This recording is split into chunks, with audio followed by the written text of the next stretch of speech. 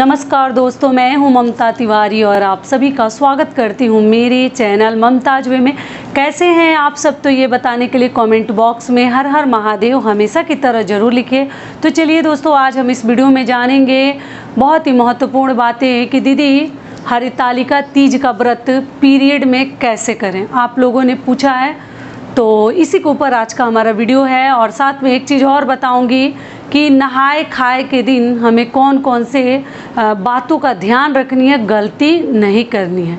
ठीक है, ऐसे मैं वीडियो डाल चुकी हूँ, फिर भी एक इम्पॉर्टेंट बात इसमें बतानी है, वो भी मैं शेयर करूँगी। तो आप बने रहिए मेरे साथ मेरे चैनल पर। अगर आपको मेरा वीडियो पसंद आता है तो प्लीज़ आप मेरे चैनल को सब्सक्राइब कर दीजिएगा, बेल आइकन को प्रेस कर दीजिएगा, जिससे मेरे वीडियो के नए नोटिफिकेशन आप सभी के पास सबसे पहले पहुँचे। तो चलिए शुरू करते हैं और जान लेते हैं सभी महत्वपूर्ण बातें। लोगों का ये भी सवाल है कि दीदी हम सरगी नहीं खाते हैं, हमारे यहाँ सरगी खाया ही नहीं जाता। तो नहीं खाया जाता तो भी आप सुबह में भोर में उठकर 3 बजे भोर में आप कुछ ना कुछ सरगी कर लीजिए।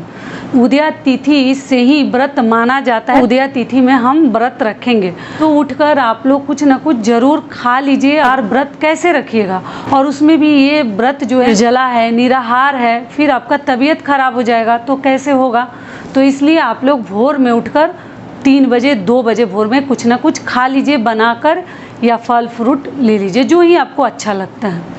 ये भी क्लियर हो गया। अगली चीज़ क्या है कि दीदी पीरियड में हम पूजा कैसे करें, व्रत कैसे रखें। तो देखिए हरितालिका तीज का व्रत पक्का रखिएगा, छोड़नी नहीं चाहिए। अगर आप लगातार कर रही हैं तो पीरियड हो या कुछ भी हो, आपको व्रत रखनी चाहिए। पूजा नहीं कीजिएगा। अगर 5 दिन हो गया है तो देखिए 5 दिन पे हम माताओं की पूजा करते हैं, शिव जी को मत छुइएगा। कृष्ण भगवान का बात अलग था, लेकिन शिव जी को महिलाएं ना छुए। बिना छठे दिन छू सकती हैं, बहुत मतलब सही हो गई हैं, तब 7वें दिन से ही शिव जी की पूजा करनी चाहिए। तो आप शिवलिंग को टच ना करें। माता पार्वती की पूजा आप कर सकती हैं, उनको सिंदूर वगैरह लगा सकती हैं। ठीक है, शिव जी की पूजा अपने घर अपनी सास से करवा दीजिए, या कोई भी है अपने पति से करवा दीजिए। वो भी नहीं है तो अपने बच्चे से तिलक चंदन लगवा दीजिए। समझ में आ गया। एक ही में दोनों फोटो में है तब आप मत छूइए।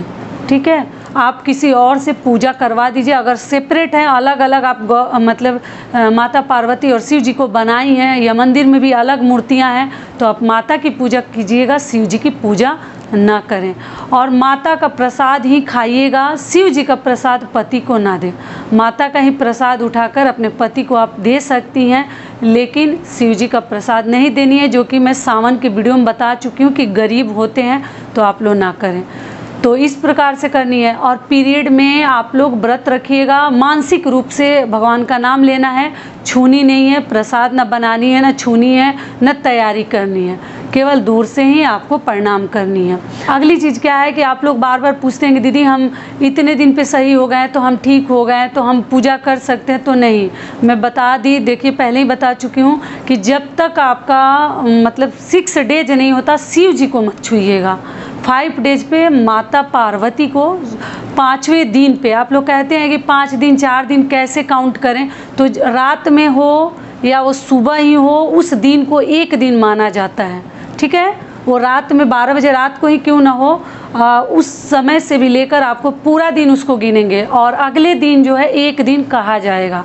तो इसलिए जिस दिन होता है उसको एक दिन कहते हैं। तो आप 5वां दिन मतलब उसके 5वें दिन पर, जिस दिन 5वां दिन है उस दिन ही माता की पूजा कर सकते हैं। लेकिन शिव जी की पूजा छठे या 7वें दिन से करते हैं।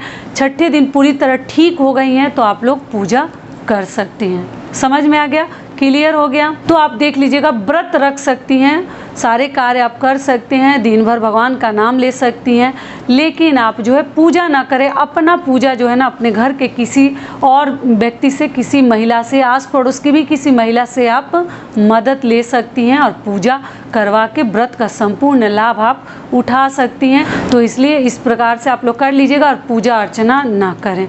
पति को प्रणाम कर लीजिएगा, वही सबसे बड़े परमेश्वर हैं हमारे लिए, तो वही आपके लिए हो जाएगा। पति को तो कम से कम छू सकते हैं हैं ना, भगवान को हम स्पर्श नहीं करेंगे, लेकिन पति को तो छू ही सकते हैं। ऐसे तो पति को भी पहले ज़माने में लोग नहीं छूने देते थे।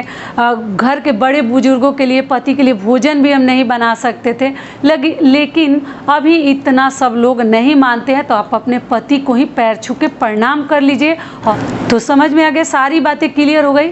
और अगली चीज़ क्या है कि दीदी पीरियड में क्या हम सज संवर सकते हैं? तो हाँ, आप पीरियड में तीज के दिन एकदम आराम से सज संवर सकती हैं, नया वस्त्र पहन सकती हैं, कोई दिक्कत नहीं है।